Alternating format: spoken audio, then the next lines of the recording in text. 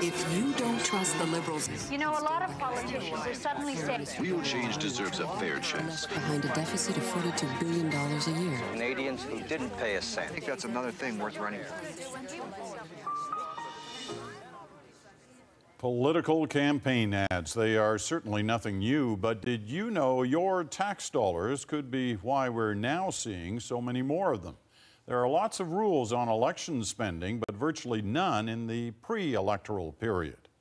Wendy Mesley's here to talk about which parties think that's a problem and which ones think that's just fine.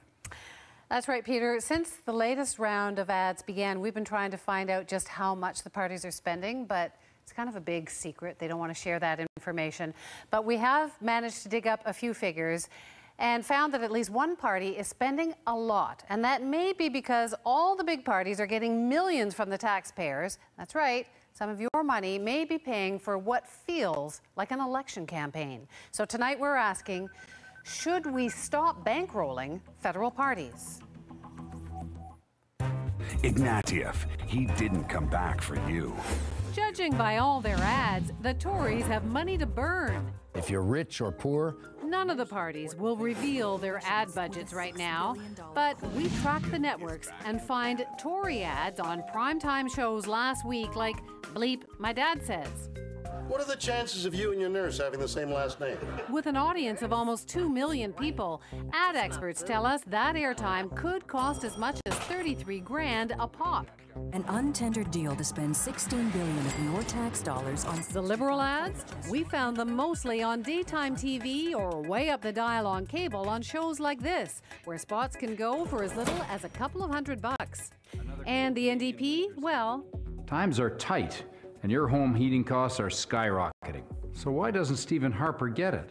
They've only had ads online. The Liberals have stopped their ads now, but not the Tories. And he even backed an iPod tax. We discovered that between Thursday and this morning, they have run 283 ads.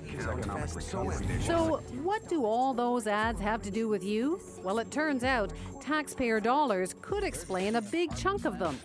Yes, the parties do raise some money on their own. Let's crunch those numbers first. Figures released today show in the last year the Tories raised almost 3 times their closest rivals. The NDP brought in about $4.5 million, the Liberals about $7 million, and the Conservatives around $17.5 million.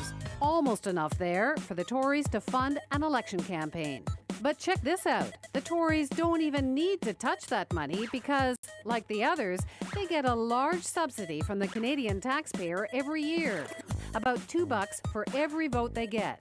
That's $5 million to the NDP, $7.3 million to the Liberals, and the Tories got almost $10.4 million. And that's for non-election years.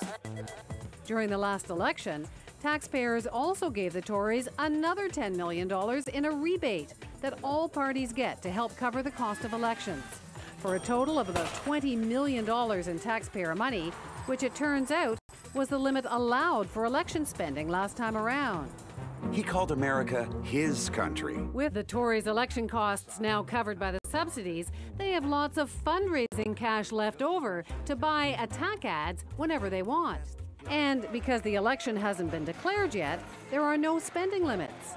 It used to be that the Liberals were the party flush with cash. A ban on all corporate contribution. Then outgoing Prime Minister Jean Chrétien introduced the subsidies, meant to make up for his new ban on donations from corporations and unions, meant to stop big money interests from influencing the vote. The new Conservative leader sure liked the ban. We will end big money in politics by... Cut off the Liberals from their biggest source of money, and the Tories were aces at grassroots fundraising, small donations that add up nicely. And once in power, the Harper government moved to turn off the subsidy tap. We cannot ask Canadians to tighten their belts during tougher times without looking in the mirror. So now Harper says if he's re-elected, he'll kill that subsidy once and for all. But some Liberals have another solution. They say the way to end the constant campaigning is to put limits on spending before elections, so not just during the 5 weeks of the official campaign. And tomorrow, Liberal Senator Dennis Dawson plans to table a bill on that. But the Tories are unlikely to go along.